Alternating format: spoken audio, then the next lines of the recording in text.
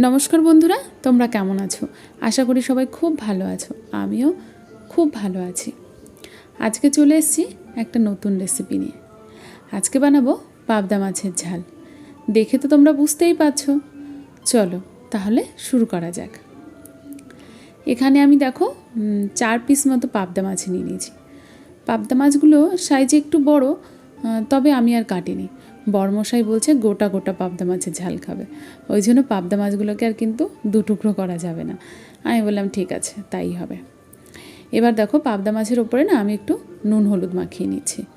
আর নুন হলুদটা একটু ভালো করে মাখিয়ে নিতে হবে, কারণ এক তো পাবদা মাছ একটু পেঁচল টাইপের মাছ, তাই জন্য পাবদা মাছগুলোকে না আগে খুব ভালো করে আমি ধুয়ে নিয়েছি। কেটে পরিষ্কার করে খুব ভালো করে ধুয়ে তারপর আমি এর মধ্যে নুন হলুদটা ভালো করে মাখিয়ে নিলাম।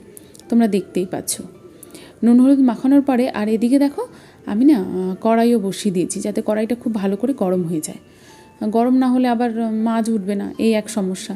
তাই জন্য খুব ভালো করে কড়াইটা গরম করে নিচ্ছি। আর গরম করে নেওয়ার পরে এবার ওর মধ্যে দিয়ে দিলাম আমি সর্ষের তেল। আমি আজকে রান্নাটা সম্পূর্ণভাবে সর্ষের তেলেই করব। আর তোমরা চাইলে অন্য তেল মানে সাদা তেল বা আরও অন্যান্য তেলে রান্না করতেই পারো, তবে আমি আজকে রান্নাটা সর্ষের তেলেই করব। দেখো তেল কিন্তু গরম হওয়া শুরু হয়ে গেছে, দেখে তোমরা বুঝতেই পারছো, মানে ধোঁয়া উঠছে। আর এদিকে যে পাবদা মাছটা দেখছো, এবার না পাবদা মাছের ওপরে আমি একটু তেল মাখিয়ে নেব। তেলটা কেন মাখালাম বলো তো? আমার শাশুড়িমা বলেন এরকম যখন কোনো মাছ আছে না, যেই মাছে মানে আঁশ নেই, সেই সব মাছে যদি ওপর থেকে একটু তেল মাখিয়ে নেওয়া হয় তবে না মাছগুলো ফাটে না। তাই আমিও ওপর থেকে একটু তেল মাখিয়ে নিলাম। চলো এবার মাছগুলো এক এক করে ভেজে নিই। মাছগুলো না খুব আস্তে আস্তে ভাজতে হবে, যেহেতু পাবদা মাছ একটু নরম মাছই। আর দেখো এখানে আমি একটা বাটি নিয়ে নিয়েছি। এবার এখানে একটা আমি মশলা বানিয়ে নেব। আমি না আগে থেকেই সর্ষে আর পোস্ত বেটে রেখেছিলাম, সেই বাটারই 2 চামচ আমি সর্ষে পোস্ত বাটা নিয়ে নিলাম। আর এখানে দিয়ে দেবো 1 চামচ মতো কাঁচা লঙ্কা বাটা। কাঁচা লঙ্কা বাটাটা তোমরা তোমাদের পরিমাণ মতো দেবে, যে যেমন পছন্দ করো ঝাল সেই অনুযায়ী দেবে। আর আমি এখানে দিয়ে দিলাম 1 চামচ মতো হলুদের গুঁড়ো, কাঁচা লঙ্কা আর সর্ষে পোস্ত বাটা সব কিছু একটু ভালো করে মিশিয়ে নেব। মিশিয়ে নিয়ে না আমি এখানে একটু দিয়ে দেবো ওপর থেকে জল দিয়ে একটু ভালো করে মিশিয়ে নিলে কি হয় বলো তো, মশলাটা না মানে যখন আমি কড়াইতে দেব তখন না পুড়ে যাবে না। মানে যখন রান্না করব তখন যখন কড়াইতে দেবো না, মশলাটা এরকম জল দিয়ে গুলে নিয়ে, যে কোনো মশলা এরমভাবে যে গুলে নিয়ে দেয়া হয় তবে মশলাটা পুড়ে যায় না। এই ছোটো ছোটো টিপসগুলো না আমি না আমার শাশুড়ি মায়ের কাছ থেকে শিখেছি। আর এদিকে দেখো মাছের আমার কিন্তু এক পিঠ ভাজা হয়েই গেছে। এবার মাছগুলোকে খুব আস্তে আস্তে এরকমভাবে উল্টে দিতে হবে, যাতে ভেঙে না যায়।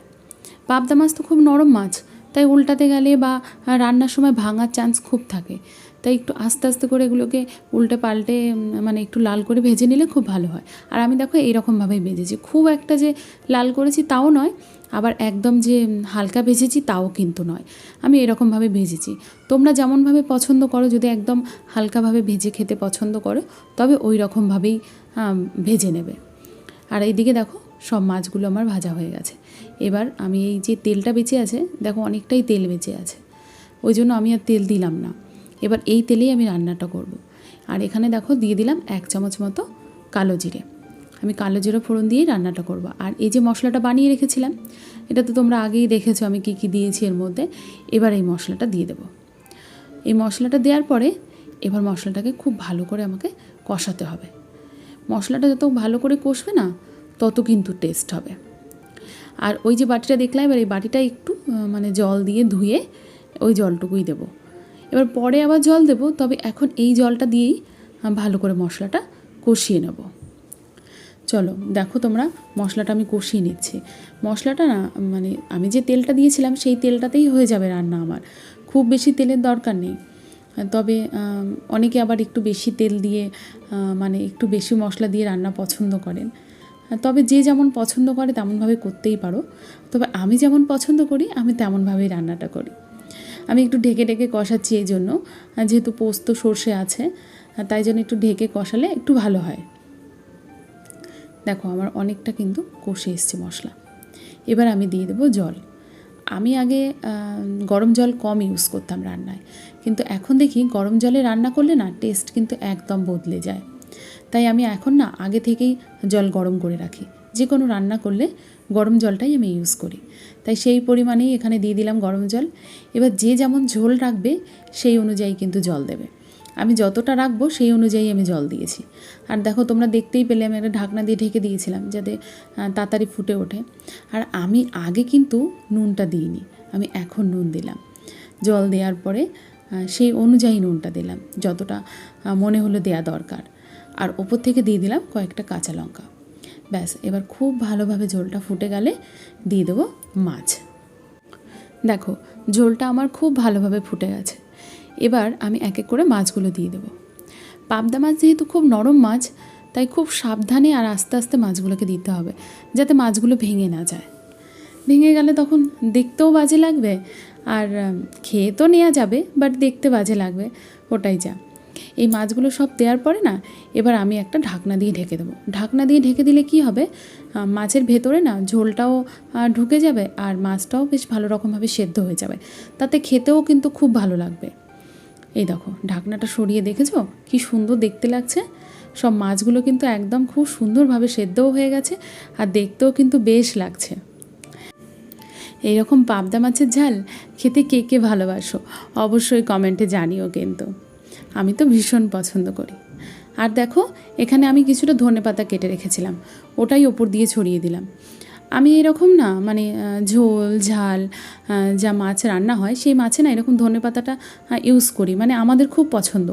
এবার তোমাদের যদি পছন্দ না হয় নাও দিতে পারো, কোনো ব্যাপার না। চলো এবার নামিয়ে নেওয়া যাক পাবদা মাছের ঝাল। আর গরম গরম ভাতের সঙ্গে খেতে কিন্তু দারুণ লাগে।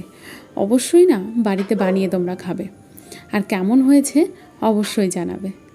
আমি যখন যেমন রান্না করি, মানে যেই ধরনের রান্নাই করি না কেন তোমাদের সঙ্গে শেয়ার করার চেষ্টা করি।